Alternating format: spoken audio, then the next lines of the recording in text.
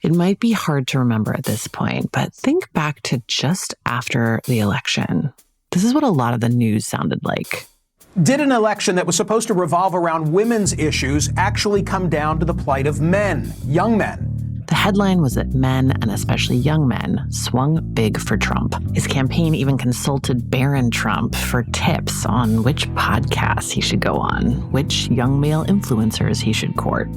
And with the help of money from Big Oil, Peter Thiel, and Elon Musk, it worked. Not because Trump went on those podcasts per se, but because he tapped into the ethos of those guys and made himself the candidate for aggrieved young men. I want to thank some people real quick. I want to thank the Nelk Boys, Aiden Ross, Theo Vaughn, Bustin' with the Boys, and last but not least, the mighty and powerful Joe Rogan. In practically the same breath, Trump promised to roll back the rights of women and trans people, conduct mass deportation of immigrants, gut the EPA, and get rid of anything that looks like climate policy. At this point, you might be wondering why we're talking about the manosphere on Drilled, a climate podcast. The answer is simple: the long-standing and ever-increasing overlap between male grievance culture and climate denial and delay. In this 4-part miniseries, we're going to explore how gender and environmental issues have intersected throughout history, what the fossil fuel industry has done over the past century to feminize caring about climate change, and what on earth we might be able to do about it. We're calling it Carbon Bros.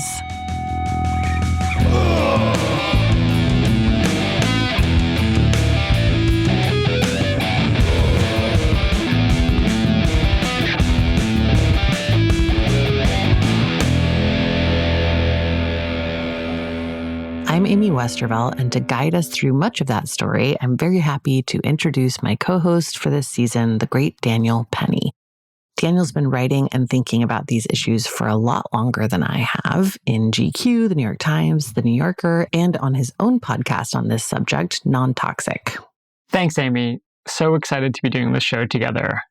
There are a lot of ways masculinity and climate are tied up in our culture and politics, and we'll be diving into a few of them. But I think you're right that the most obvious place to start is the so-called manosphere. This is the right-coded online world of dudes like Joe Rogan, Andrew Tate, Jordan Peterson, Charlie Kirk, Steven Crowder, Matt Walsh, Tucker Carlson, Dan Bongino, Theo Vaughn, Jake and Logan Paul, Liver King, Andrew Huberman, the Nelk Boys, Flagrant, and many others. Okay, so I've heard of some of these guys, but that is a long-ass list. And honestly, some of these names sound like they've been made up. I don't buy it. It's impossible to keep up with all of them. And because we live in such a fractured media ecosystem, you're not going to hear about many of these guys unless you're actively seeking them out, or you've got a man in your life who's a big fan, which I feel bad for you if you do. Some of these guys are explicitly anti-feminist, but most are just entertainers who like to talk about typical men's hobbies: sports, martial arts, cars, science and tech, sex and dating, with a bit of right-wing climate denial mixed in. If you're a male in a society with that ethos, you're associated with rapaciousness and despoliation on the natural front, and then oppression and atrocity on the social front. It's like, well, then, if you're the least bit conscientious, because this sort of accusation hurts conscientious young men the most, then the best you can do is, well, let's say castrate yourself. How would that be? This climate change narrative, this is a really goofy thing that people on the left are talking about. This is because of climate change. This is climate change causes fire. It's just LA. It's not climate change. Climate change is real, but it's not the most serious environmental problem in the world. It's not the end of the world. And we need to be telling kids the truth.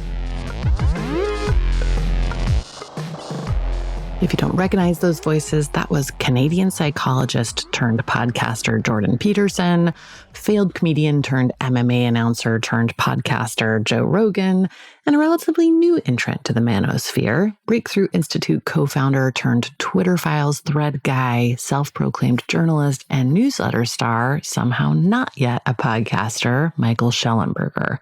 We included him here because he's a super obvious example of why we're even talking about the manosphere on Drilled in the first place. Schellenberger is like horseshoe theory come to life, and his journey from environmental PR guy to climate skeptic to dipping a toe in the misogyny and anti-trans universe illustrates just how porous the line between these two worlds is. And there are plenty of other dudes like them popping up all the time. The podcaster Dan Bongino is actually deputy director of the FBI, so I guess there's always hope that podcasting will land me a powerful government job. I still cannot get over that, that like someone from this list is working a pretty high-level government job. For these guys, masculinity and climate are linked in a larger reactionary project. They want to return the world to some imaginary golden age when energy was cheap and men were in charge. And their message is resonating, not just with the out-of-work blue-collar guys pundits were so obsessed with after Trump's victory in 2016. Those guys in the diner, remember them? But with younger, educated men, Black men, Latino men, and plenty of others. According to exit polling in 2024, Trump won 1/5 of Black men and nearly half of Latino men.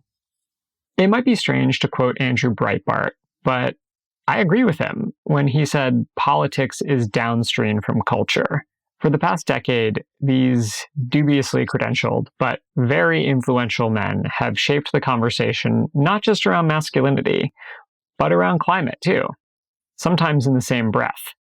Yeah, that is the piece that feels pretty new to me, and also like something that has been pretty strategic and intentional and in a pretty smart way. This masculine sort of reactionary politics has been around for a long time, but it's been adapted really easily to tap into some real issues facing young men today: inflation, wage stagnation, and pin those issues on feminists and climate activists.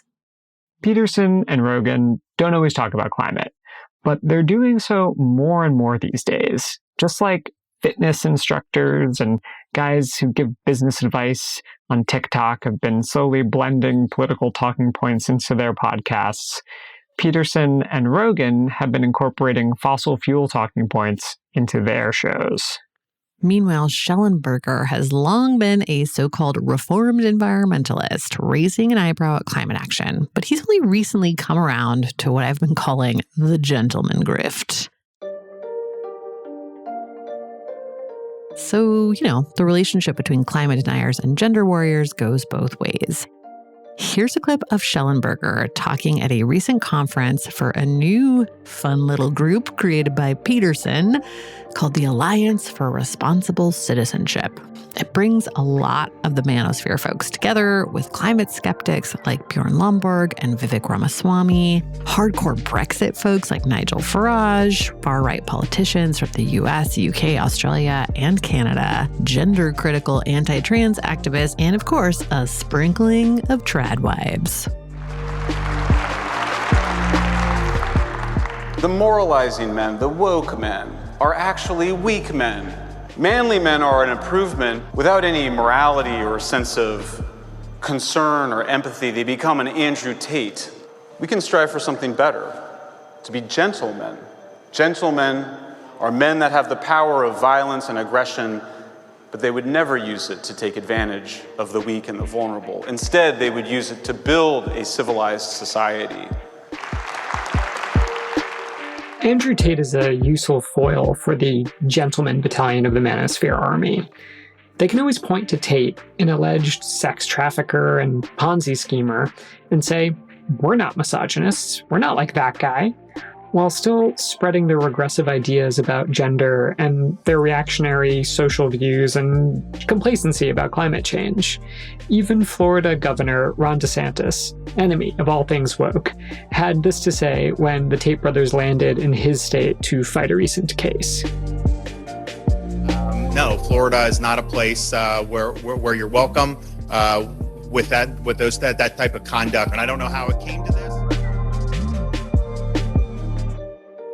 These guys go on each other's shows to grow their audiences and reinforce one another's message, or to just get paid, because there's a lot of fossil fuel money sloshing around the manosphere too.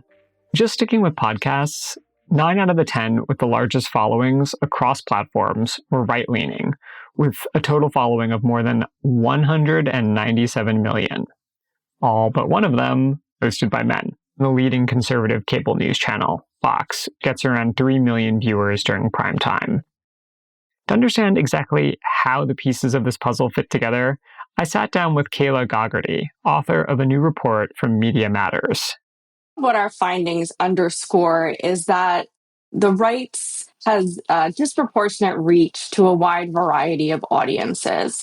We looked at about 320 top online shows that either have a right-leaning or left-leaning ideological bent.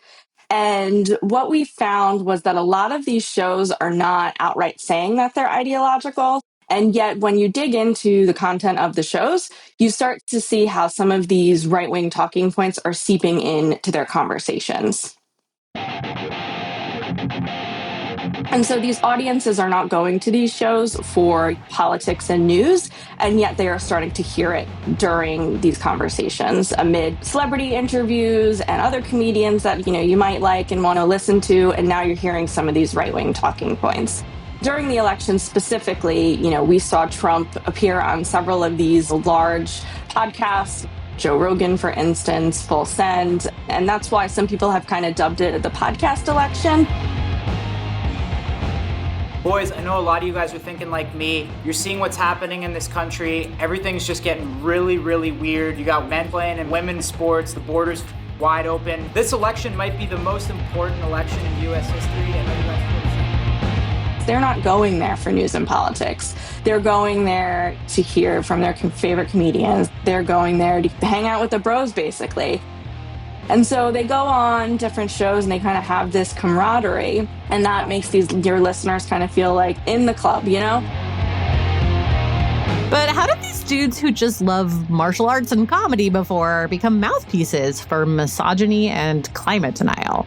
So there are really a few different species of these dudes. Mm-hmm. Some of these guys started as legacy media conservative darlings like former Fox host Tucker Carlson, who has endorsed the idea that wind turbines kill whales and that sunning your scrotum increases sperm quality. And then you've got guys like Charlie Kirk of Turning Point USA, or Dennis Prager of the conservative edutainment company PragerU, and Ben Shapiro, who started the Daily Wire, which hosts Jordan Peterson's show, by the way. These guys represent the next generation of right-wing voices with deep connections to fossil fuel donors, like the Texas fracking billionaires Ferris and Dan Wilkes.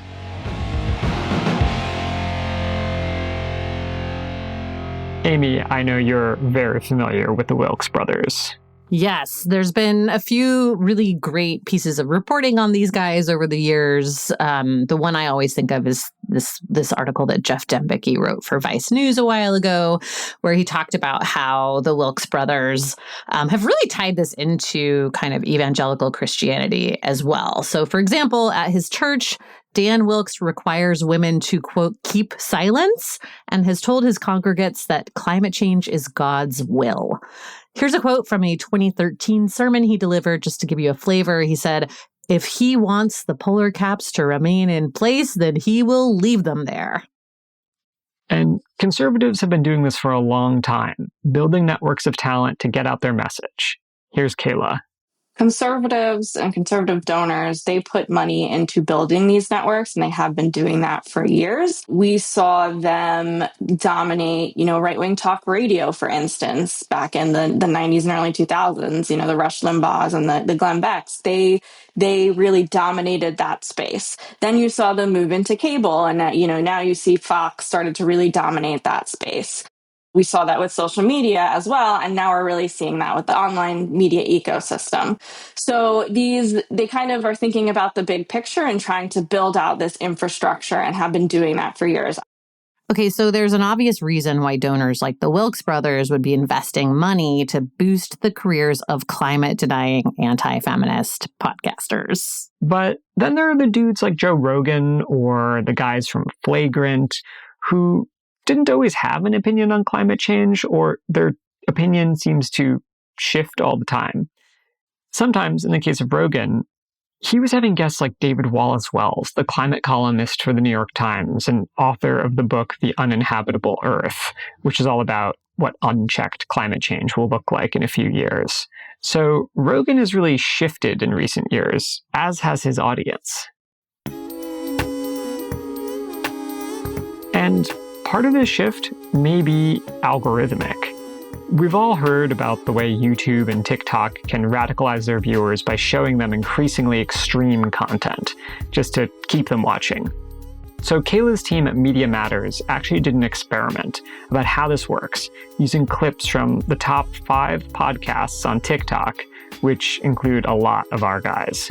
And the algorithm is really good at kind of leading you down these rabbit holes. We actually just published a study within the last few days. We used a new TikTok account, and we followed 5 of the leading podcasters. And so we followed a page that had Full Send's content, for instance, that had Joe Rogan's content, for instance. The other third type that got mentioned on Mission was reptilians. They don't want to talk about the reptilian presence at all. Was there any sort of an explanation that anybody give you of why they don't want to talk about it? We wanted to see what following some of these kind of podcasters and seeing this content, once you're starting to see that content, we wanted to see where TikTok's For You page would lead you. We found that the algorithm started leading us down to conspiracy theories and toxic masculinity videos. And by toxic masculinity videos, they were often framed as motivational. What's your dream? My father asked. Grinding until my bank account looks like a phone number. They had clips of like expensive watches and boats and cars and planes and, very kind of Andrew Tate-esque, I would say, where he's talking about like, getting rich. I decided to get rich. Step 1 is I decided to be very logical about it. Chess player, right? So it's like, I want money. What is money? Using even some of his voiceovers. So some of the sounds would use his voice and would talk about, coaching men about their girlfriends. In one instance, we saw a video say, tell her that you're going to quit your job because you want to chase your dreams and run your own business. Those sorts of things. Wow, that is wild. And how many people are starting with these podcasts and then winding up watching these clips? So it's hard to say exactly because these clips are broken up in so many different ways and distributed around the internet. But Kayla, could say more people are tuning into podcasts and online shows, for instance, than they are tuning into cable news. We did it, Daniel. We did it. Unfortunately, I'm not so sure that Non-Toxic or Drilled are included in those top podcasts, but, we're trying. And Kayla also had some interesting data to back her up, which was that according to Nielsen, streaming viewership is 43% of Americans versus 24% who watch cable or broadcast news. And Pew had a study that a majority of Americans, 54%, get most of their news online. Wow. Another Pew study from the previous year in 2023 found that 87% of people who hear the news on podcasts said they expect it to be mostly accurate. And 31% said that they even trust the news they hear from podcasts more than traditional news. That is terrible because unlike us, most podcasts do not fact check at all. I mean, Joe Rogan is sort of famously anti-fact checking. Okay, so we know that people in general are getting their news from podcasts and trusting it more than they should.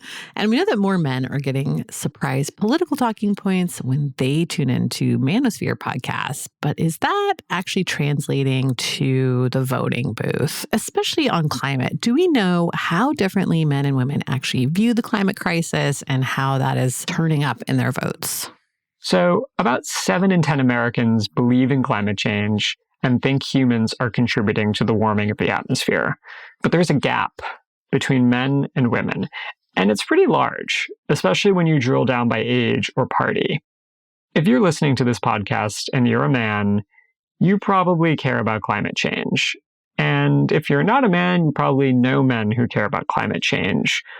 But I'm sorry to say that drilled and non-toxic listeners are not representative of the average American male.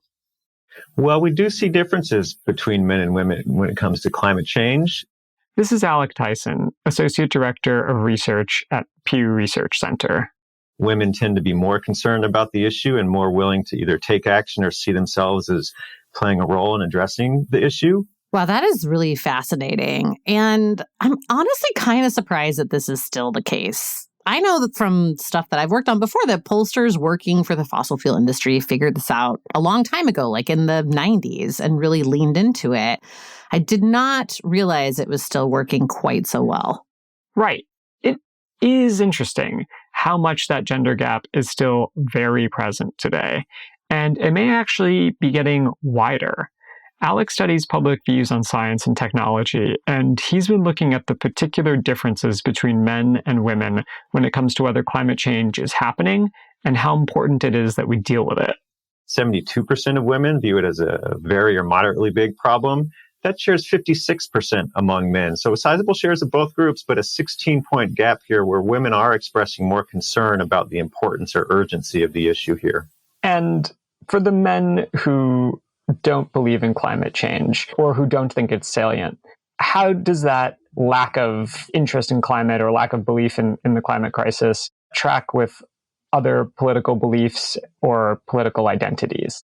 So just among men who lean or identify with the Republican Party, just 29% view climate change as a salient problem. Let's talk about men who lean or identify with the Democratic Party. 90% view climate change as a highly salient problem. That's a 61-point gap within men. We're talking about men. We're staying within gender here, but this partisan difference between Republican men and Democratic men is enormous. Okay, so there's a 16-point gap. 16-point gap. That does kind of blow my mind between American men and women. But then there's also this huge divide among men on the importance or even the reality of climate change depending on their political party affiliation. What's that about? So it turns out that climate denial doesn't just correlate with being a man, but with a particular type of man. Men who care about the idea of traditional masculinity are way more likely to be climate deniers. Here's Alec on that. We have great colleagues who did a survey on men and masculinity, and they share who describe themselves as highly masculine or very masculine. They tend to be older men and more politically conservative men. So I looked at that same group, and we looked at some climate attitudes. And descriptively, absolutely, there's a difference that older, more politically conservative men are both more likely to view themselves as highly masculine and more likely to be skeptical about human contributions to climate change and also less concerned about the issue generally. Hearing your conversation with Alec, I was actually reminded of something we did on Drilled all the way back in season 1. It was a story about a group of fossil fuel executives who wanted to change the narrative about climate change and discovered something very interesting about how masculinity relates to climate change messaging. Tell me more.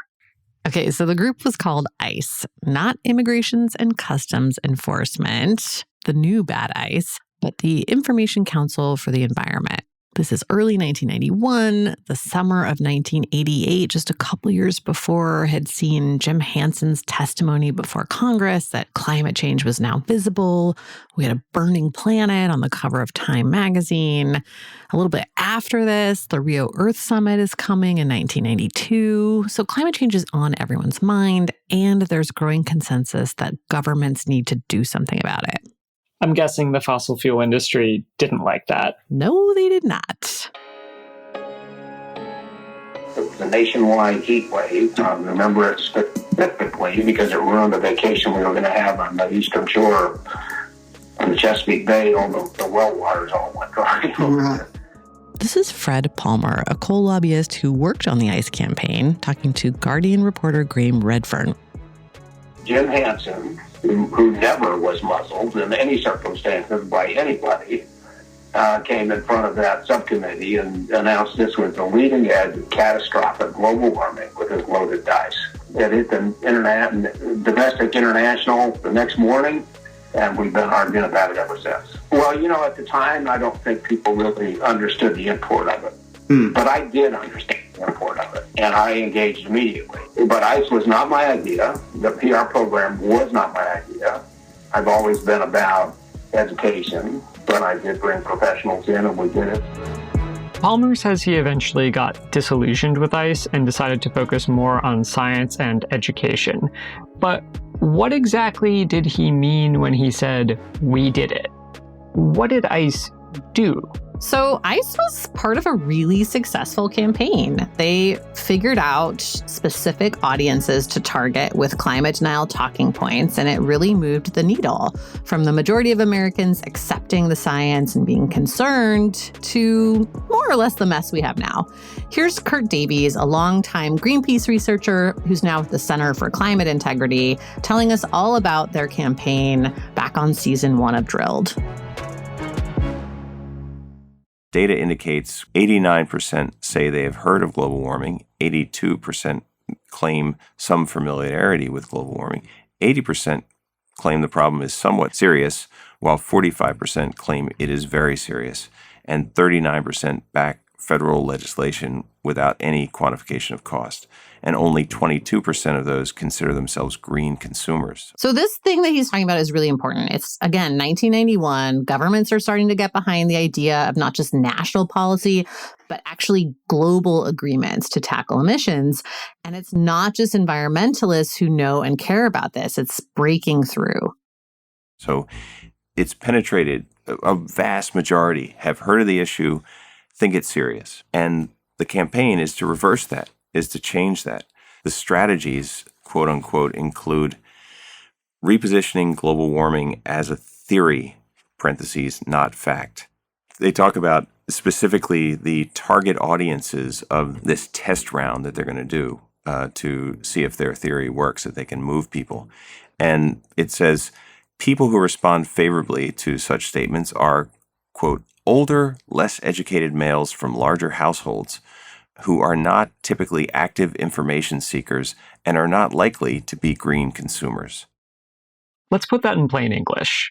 They figured out that old white dudes without college degrees were susceptible to climate disinformation. Exactly. Also, fun fact, both Palmer and the Edison Electric Institute are still around today and still pushing a lot of the same talking points.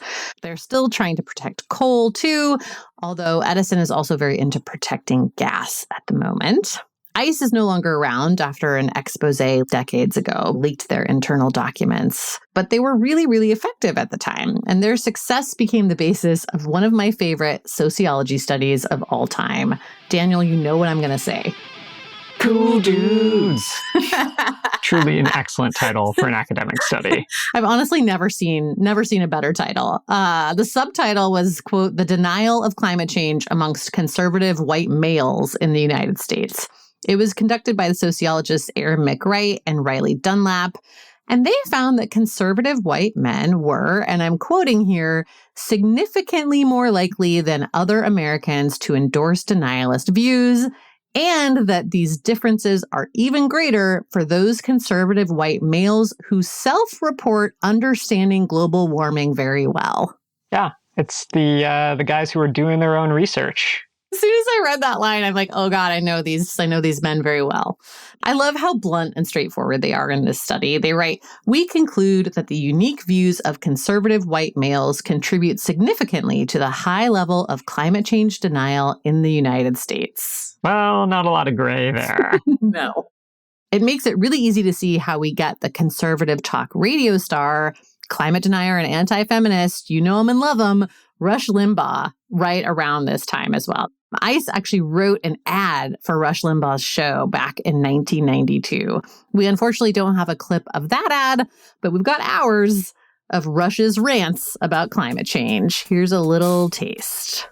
We've had numerous stories in recent years about expeditions to Antarctica to study climate change and global warming getting stuck in ice so thick that icebreakers couldn't even reach them. And they were shocked and they were stunned. They believe their own nonsense that the ice at the North and South Poles is melting when it's not. It's getting bigger.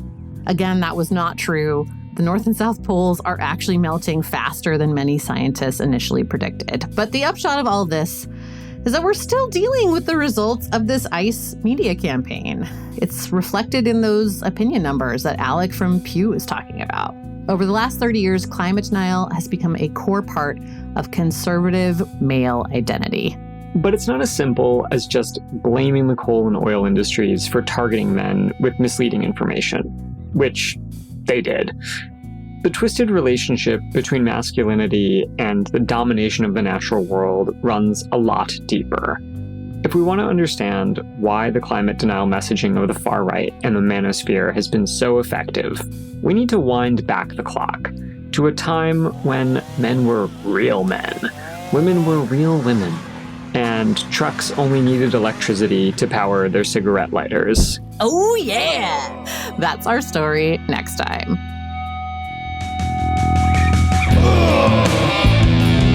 Carbon Bros is an original series from Drilled and Non-Toxic, written by me, Daniel Penny. And me, Amy Westervelt. Our senior producer and sound designer is Martin Zaltz-Ostwick. He also composed our theme song. Our audio engineer is Peter Duff. Fact-checking by Shilpa Jindia. Original artwork by Matthew Fleming. Marketing by Maggie Taylor. As the Pod Bros we've been talking about love to say, smash those like and subscribe buttons. Check out the Non-Toxic podcast for more on the manosphere, and go to drilled.media for more climate reporting and to support our work. Lastly, if you know a dude who should be listening to this show, please share it. See you next time.